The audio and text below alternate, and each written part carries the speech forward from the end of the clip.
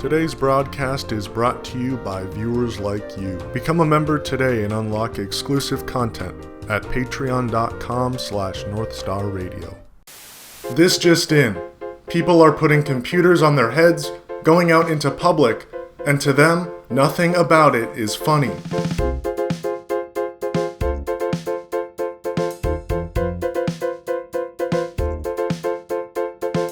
Steve Jobs, the famed hippie inventor of Apple computers, a man who died from a treatable form of cancer by refusing the medicine that would have saved him, is now rolling in his grave. Due to excitement because people are spending $4,000 on this and are taking it seriously. On February 2nd of 2024, Apple released to the public their first ever experiment into the world of augmented reality, the Apple Vision Pro. I am currently wearing the Apple Vision Pro. Today we're going to be talking about the Apple Vision Pro. The Apple Vision Pro. Within no time, videos began circulating of people wearing the Apple Vision Pro out in public. While moderately dystopian at first, people began operating motor vehicles with these computers on their heads. Apple's latest technology already causing some safety concerns. Yeah, this viral video shows a Tesla driver wearing the new Apple Vision Pro headset while using autopilot, driving down a freeway, it looks like. It even shows him getting arrested. But the driver says it was just all staged. The video got the attention of U.S. Secretary of Transportation Pete Buttigieg, though, who reminded people that self-driving cars require your full attention. The virtual reality headset was released last week for $3,500, and Apple says people should never use it while driving. They have to say that. We here at North Star Radio despise a distracted driver. I hope to God these people are just having a fun little joke out of it and are not actually taking it seriously. This is absolutely no different than just holding your phone out in front of you and watching a video or texting while driving. We here at North Star Radio advise you to not Vision Pro and drive. Although the internet is flooded with hilariously dystopian videos of people using the Apple Vision Pro out in public, folks online are still taking it seriously. So all these videos that I see of people wearing them, I thought it's like a joke, but it's serious. It's dead serious. People are like out in public wearing them. Oh yeah, for sure. And it's not, I thought it was a joke. Treating the Apple Vision Pro as a breakthrough in human achievement, on par with the invention of the telephone, the smallpox vaccine, and the modern-day pendulum. There's one man, however, who seems to be leading the way in the bootlicking of both Steve Jobs and Tim Cook. One man who prides himself on his knowledge of technology, even after calling Google Glass his all-time favorite camera, and then never using it ever again. The man is the King of New York. I run this city! Me! Yeah! In New York! Nope, not that one. A different kind of king. The King of Staten Island, not bad, but he's returning to the stage under that mysterious moniker. Nope, still wrong. Not that ugly hot guy. This one, Casey Neistat. Hillary Clinton. I will be voting for Hillary Clinton. Casey Neistat is no stranger to tech reviews. Over the years, he's gone on to review countless widgets and doodads. Things like cameras, laptops, cell phones, drones, action cameras, smartwatches, and even going beyond tech, you have things like electric skateboards, electric bicycles. He even has a long-running series of reviewing first-class seats on various airlines. Now, this feels more like a small but extremely elegant hotel room than it does an airplane seat. You got your seat, which is also a bed. You've got closets, 2 TVs, and a door here that opens and closes. It goes all the way to the top. He seems to know what he's talking about when it comes to technology. But if his tech advice is anything like his business advice, I'm gonna have to reconsider. CNN is shutting down Beam. Casey Neistat's leaving. This is huge news in the news ecosystem. Hey, here at North Star Radio, we take a liberal approach in the people we poke fun at. And that's the only thing we'll ever be liberal about. North Star Radio, in one way or another, is heavily inspired by Casey Neistat. At one point in time, we here at North Star Radio were trying incredibly hard to be Casey Neistat.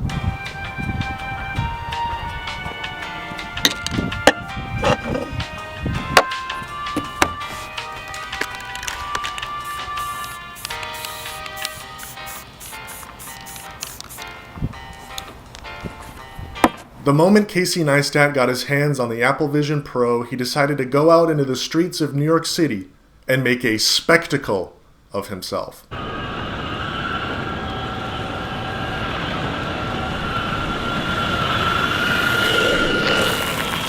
Classic Casey Neistat New York City vlog. Oh my. Okay. Get a random pile of bricks, an old toilet. I found the restroom. And a bunch of random wooden poles. There's more poles. Pile it. Let's pile onto that boat and leave. And as you can see, but later in this video, we're going to 100 Island and also Super Island.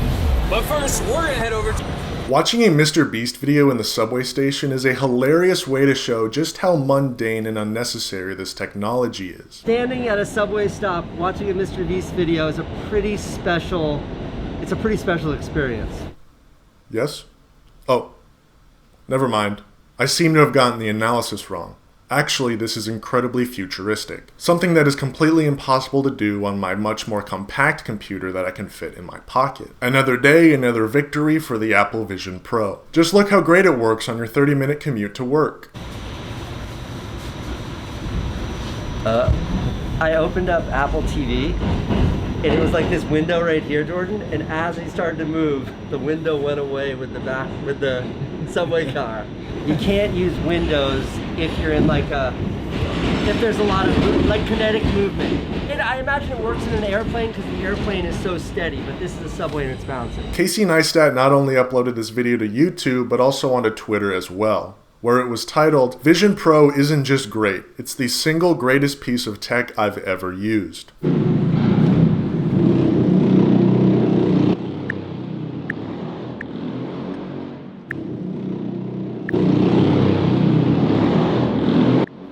Now that is some great tech. And now a word from the people of the world. Allison on Twitter has something to say. Ever get stuck behind people moving really slowly because they're texting? What if they had to stand still to painstakingly type out a response using their whole arm? Allison, I hear you, and your opinion is valid. But have you considered that this is the greatest piece of tech he's ever used? A world-class tech reviewer. Allison, sometimes you just have to sit back and listen to the smart people of the world. One of the things I hate about a lot of this stuff is that I think that we are losing sight of why, of why we have haptic feedback on a lot of things. I think that haptic feedback is very important. Touch is very important, both as as what makes us human, but also beyond that, there is the muscle memory. There's a reason why keyboards have buttons on them, right? You memorize it and you don't have to look down, and it makes it much easier with your muscle memory to be able to type. And I feel as though the Tesla-ification of utilizing touchpads everywhere is genuinely ass. Wrong. As a matter of fact, it's actually the greatest piece of tech he's ever used. Checkmate, socialist. So the idea of spatial computing, it doesn't make sense to me when I'm sitting in my office. I've got multiple screens. But right now I'm in the city. I'm in the middle of Times Square. I've got my virtual keyboard here. I've got Apple TV there. I got YouTube Safari's open here. And it all kind of works. Like this, what I've got going on right now, this is wild. Yeah, that's pretty cool. But can you please add a third screen? Watching Mr. Beast and Apple TV at the same time just isn't enough. Can we at least get some Cocomelon up there for our neurodivergence?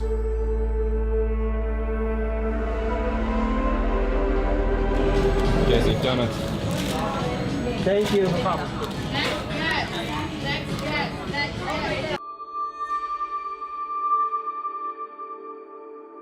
For all my service workers out there, are you ever trying to take someone's order and they're just texting on their phone, or even worse, on a phone call? I hate that. I don't want to take your order, but the sooner I do, the sooner I don't have to talk to you anymore. Now just imagine they're watching a Mr. Beast video, scrolling through Dua Lipa thirst traps, and playing Fortnite all at the same time. That man knows how to live. The concept for this video was to run around New York City wearing these, because I thought that would be funny. I think it was funny. But something happened. Something happened today that was completely unexpected. And that something I don't think anyone else has really touched on. None of the reviews I've seen or read, none of them really put to words what I experienced. After a couple of hours of running around the streets of New York, as in not in a controlled environment, my brain sort of clicked and it just forgot that I was looking through cameras and screens. And it took what it saw as reality. And what occurred to me as I was sitting there in Times Square on a bench, strangers all around me, the real world moving all around me. But I had like a big screen up where I was watching a Mr. Beast video. And then over here I had this keyboard that I could interact with. And over here I had my iMessages. And over here I had my Apple TV and then all of my apps. And they're floating in Times Square in the middle of New York City. They're floating there and I'm actually there. And there's actual humans around me. And in that moment, I was like, holy shit, this is it. This isn't the future of AR or VR. I think this is the future interface for all computing. I don't care. I don't care. People are treating the advancement of personal computing, the advancement of a computer in your pocket to a computer on your head, as some monumental achievement in human advancement. I don't care. I don't care. Already long ago, from when we sold our vote to no man, the people have abdicated our duties. For the people who once upon a time handed out military command, high civil office, legions, everything, now restrains itself and anxiously hopes for just two things: bread and circuses. We don't live in an advanced world. We don't live in a society. Wearing computers on your head is no proof of an advanced world. Every day, 25,000 people starve to death around the world. 3 million people die every year of treatable and curable diseases. Nearly 1 million Americans die every year due to conditions born under capitalism. And last week, during the most watched American sporting event of the year, Israel began bombing the one last place of refuge for displaced Palestinians, a refugee camp in Rafah. The one place Israel has been telling all Palestinians to go to for the past 132 days was deliberately bombed during the most watched American television event of the year. It's the confetti on the field, and take a look at this. These white pieces have tweets on them. This one says, all the pieces are filling into place at Chiefs. This is our year. Hashtag KC Kingdom Rise. This is a keeper, and so are all of these. The confetti of Super Bowl champions. Bread and circuses. Bread and circuses. This is North Star Radio.